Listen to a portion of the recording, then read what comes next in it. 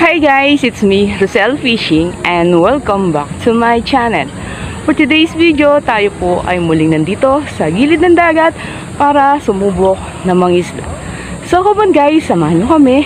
Let's go!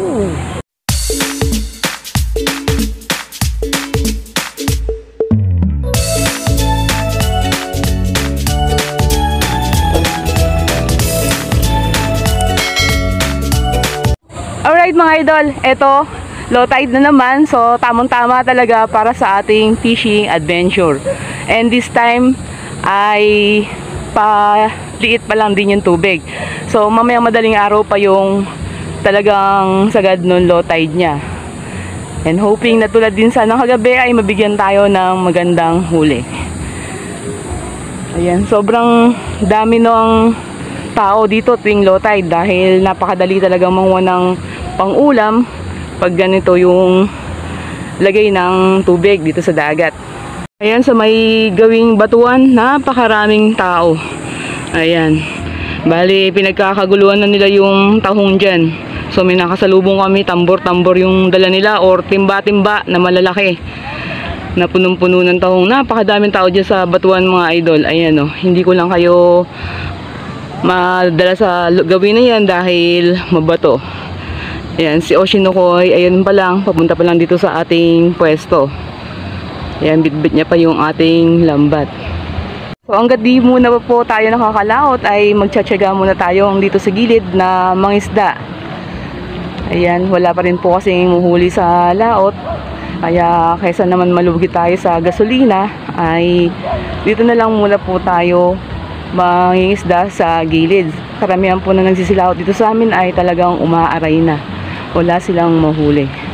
Ayan, tayo ay dito na muna. Kahit na sa gilid lang ay binibigyan naman tayo ng magandang biyaya. Talagang tiyaga lang muna talaga. Ayan na, maglaladlad ng lambat si Oshino. So titingnan niya kung saan siya makakapesto ngayon dahil mayroon tayong nabutan na nag-aarya. Oo, dalawang grupo na naka-arya dito sa pesto natin. Tignan natin.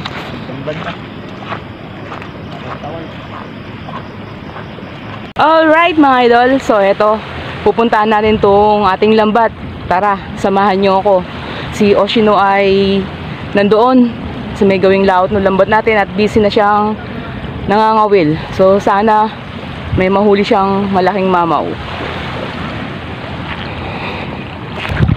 At heto na yung ating unang lambat dito sa may gilid. Dahil palawot yung area natin, ito yung ating kaunaw na ang maaabutan. Itong naka-area dito sa gilid na hanggang tuhod natin.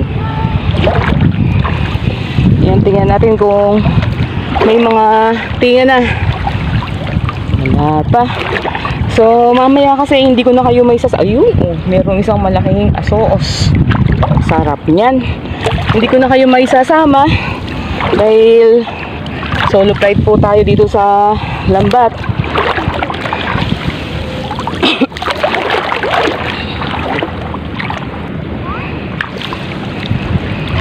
Ito pa. Meron pa. Ayun o, meron na namang asoos. Ayan, asoos o. At itong aligasin. Aba, ano pa to? Ay, asoos uli. Ang daming asoos.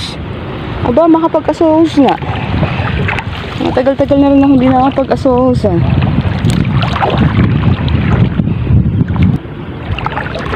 Oh, ito pala itong naririnig kong pumapasag-pasag oh. Katitinga lang niya. Kaya ganyan. So itong ating lambat ay 30 minutes na mula sa kanyang pag-aarya kanina.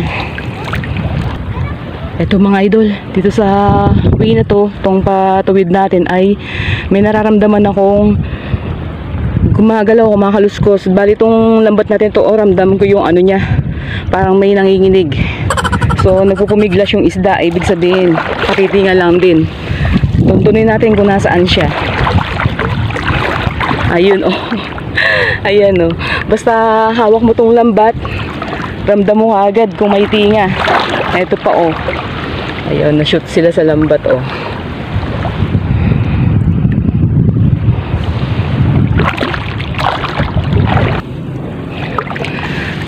Ayun pa.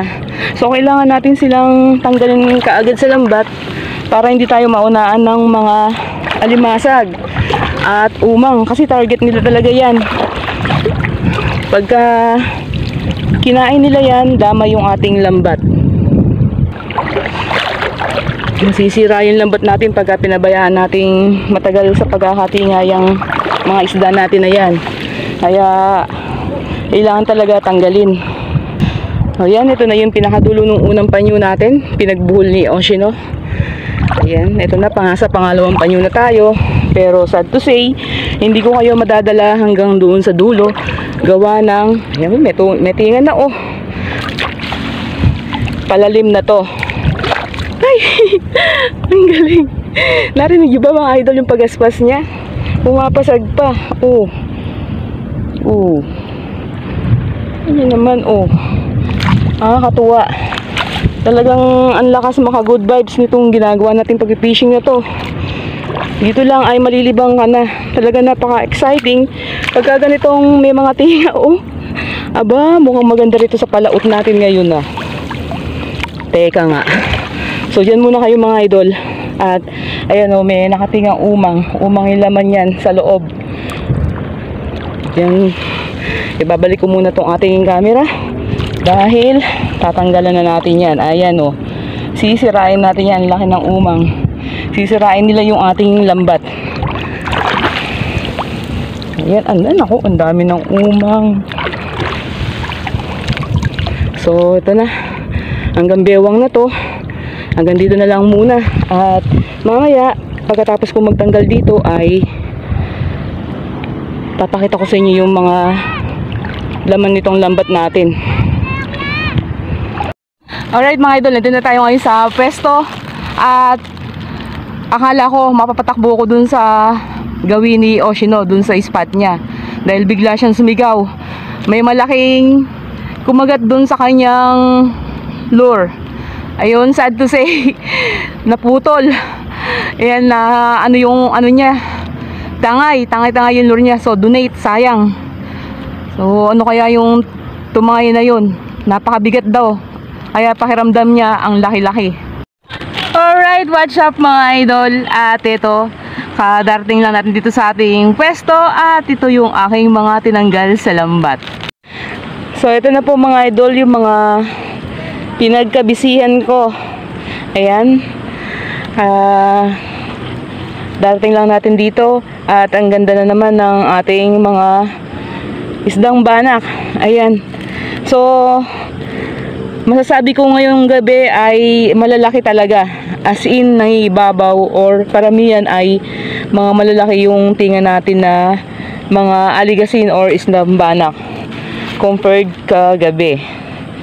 Yan, may naligaw pa na isdang asoos, my favorite. Napakasarap po niyan, lalo na sa pirito, simpleng prito o kaya swam. Napakasarap. Yan, hindi ko po makaranayan yung pangingilaw. Ang ganda pa naman ng panahon dito. Kalmang-kalma, walang kaalon-alon dito sa gilid. Kaya lang ay nag-worried ako kasi itong ating flashlight ay limited lang ang kanyang liwanag. Baka malobat, wala na akong gagamitin na pangpandaw dun sa ating lambat sa laot. Ayan, abang-abang na lang po sa mga susunod nating gagawin. Ayan, palaki na yung tubig. At oras na para tayo'y umuwi. Ito yung aming lahat ng nahuli ngayong gabi. Ayan. Medyo mahina ngayon. Pero malaking blessings pa rin yan mga idol. Ang bigat nito. Ayan yung mga tinanggal ko kanina. Grabe ang bigat. Dala-dala ko siya. Tapos ito na yun na tanggal ko sa huling pandawan. Kaya tumumal na siya. Humina na yung pasok. Kaya nag-decide ako na uwi na lang kami. Sabi ko kay Oshino at gabi na rin. So maganda na rin yung ating hinuli ngayon. Ayan. Habang si Oshino ay nasa may gawing batuan pa. Tumitingin pa siya ng alimango o alimasag doon. Ayan, may napahalo din na mga hipon dito kasi kahit paano ay nakapangilaw tayo.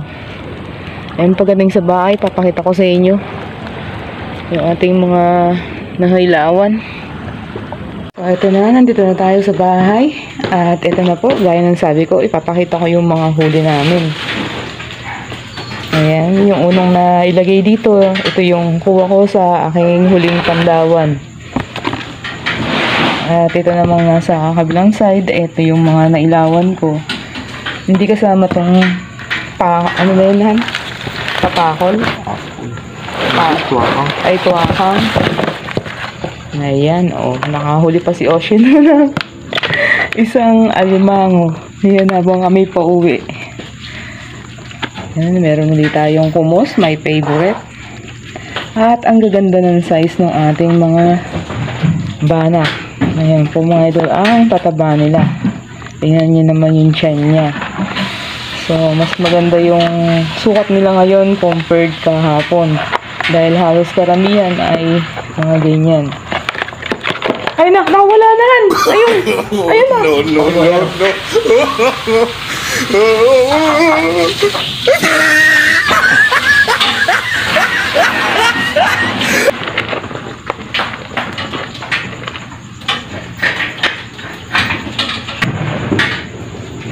So, ito yung sinasabi ko sa inyong tuwakang.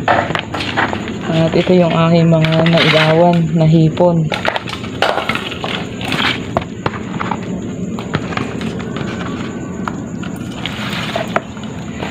Ayan, syempre, dahil madaling lutuin to mga to, ayan, simpleng steam lang yan. Kaya yan yung ating ulam for tonight.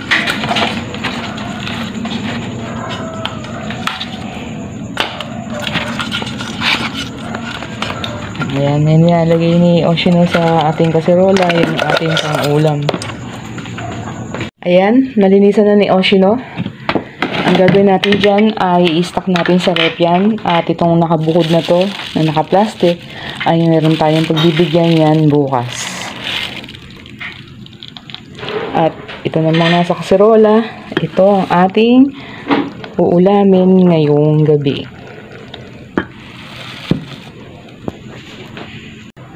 Ayan ninyo po na nasaksiyan yung ginawa naming pangingisda sa gilid.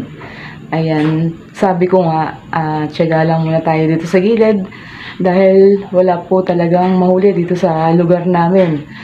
Kaya, para hindi naman tayo mainip, dito lang tayo sa bahay ay, ayan, bumababa po tayo kapag maganda yung panahon sa gilid ng dagat dahil doon ay marirelax ka na, makakalibre ka pa ng pang-ulam, at may chance ka pa na makabenta kapag sinuwerte ka ng magandang huli.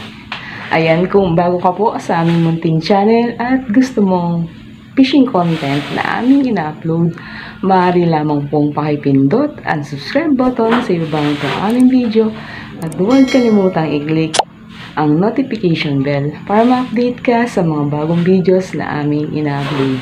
So that's all for today's video. I hope you enjoyed watching. God bless and stay safe to all, and see you to our next video. Thank you. Bye-bye.